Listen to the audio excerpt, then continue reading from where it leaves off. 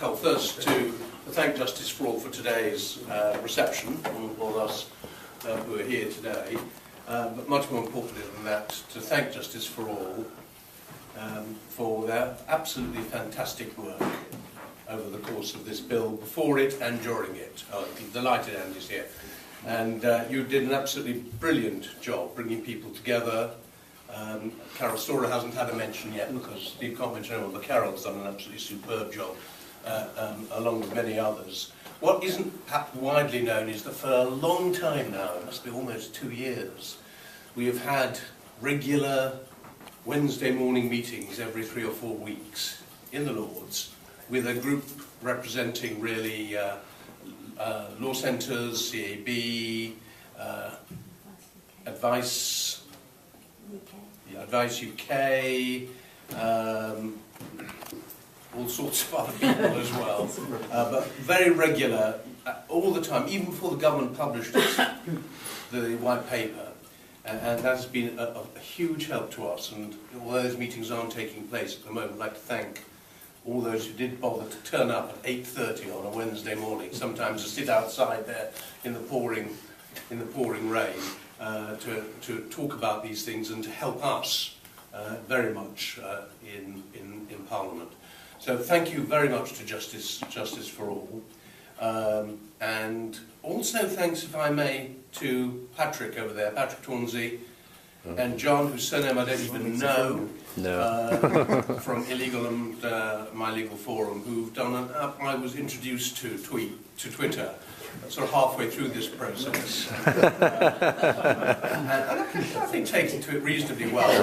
Very well, very well. Frankly, the work that Illegal and My Legal Forum do, Patrick does, John does, absolutely superb in getting their message across.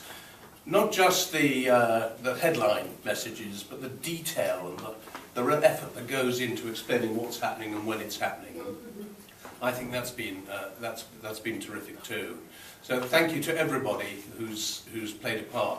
Of course, it's disappointing that the bill's gone through, but governments normally get their way in the end. That's one of the truths about our system.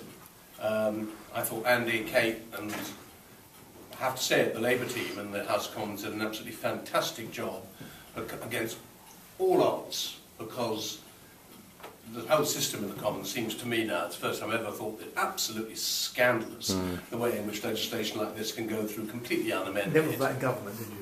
Never thought that in government, did you? Yes, being government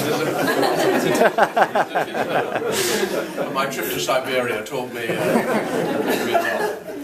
lot. But the Lords is different, and in its funny way, the Lords, I think, hated this bill. I actually think it hated this bill right from the start. I think we'd led up with some debates and questions beforehand, but when the crossbenchers saw this bill, I mean, they saw it as we've all seen it, haven't we? As an attack on the poorest and the most vulnerable. Clearly, it was immoral for that.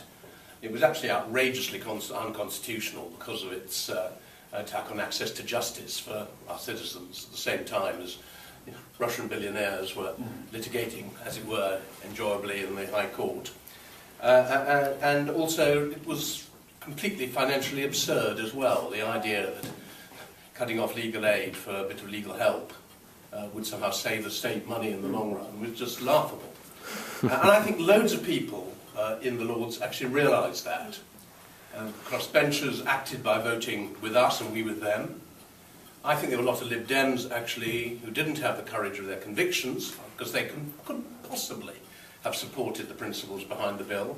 So I want to pay real praise, if I may, to someone who was here. I think she's had to go, and that's Dee Ducey, Lady Ducey, who I can't tell you what pressure she was under not to rebel, but she insisted on moving the vital welfare benefits advice clause at committee and supported me at report.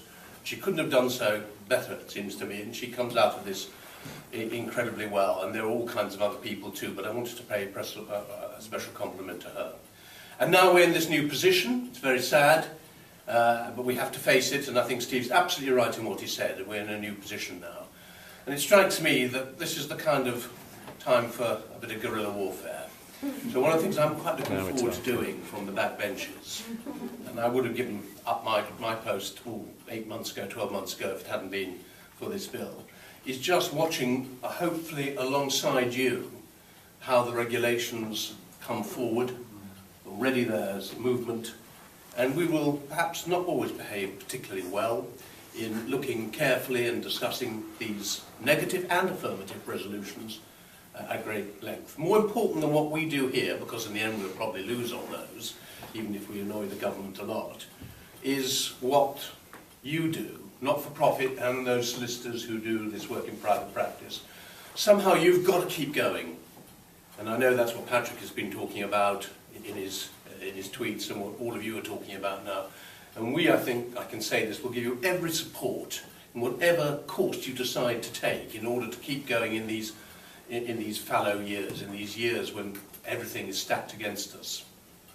And then I hope very much that in a few years' time, some years' time, we can put social welfare law back where it belongs, but actually not just back where it was, but actually in a much better position as a more important part of a good legal aid system. And I'd like to just finish by saying that it was a good fight, this, at all levels, because what we were fighting against wasn't some sort of marginal bill that just did a little bit here and a little bit there, and oh well, the government gets it through because it was in its manifesto. What this was, and still remains, is an attack on the poorest and the most vulnerable. And that's why I don't apologise for using the word wicked for parts of Part 1. I think to do the things that the government have actually succeeded in doing to the poorest is an absolute offence to everything we should be proud of as people who live in a free country with a good system of law. It's an absolute offence, and that offence will still stink and rankle until we put it right. And I know all of us in here will be absolutely determined that in the next few years we'll put it right and that we have a system once again that we can be proud of. So thanks again very much to Justice for All. And I think we can be proud in a kind of modest way of what we managed to achieve, but realising that in fact, in the end, the government got most of what it wanted. I end by this absurd position where we won 14 votes, but we had 3 draws. That was over 200 votes on each occasion. It wasn't like a draw 2-all, you know. It was the city.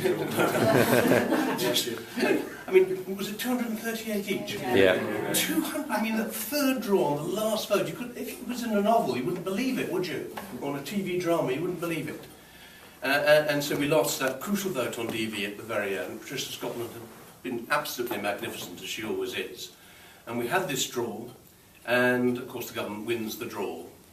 And so if one peer had abstained, who voted against the amendment, or we'd got one more in the lobby or something like that, the bill would have gone back to the Commons and would have to have been altered, because it had already been beaten twice.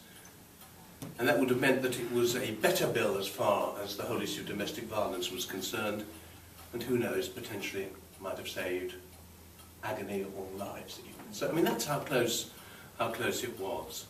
And I've gone on too long. I end by just saying thank you all very much indeed for helping us, the parliamentarians. I'm delighted that Jeremy Beecham is succeeding me as the opposition frontbench spokesman. He's absolutely committed, as I am and Andy is, Kate is, to making sure that this ridiculous state of affairs that exists now doesn't last for long. So thanks very much. Thank you.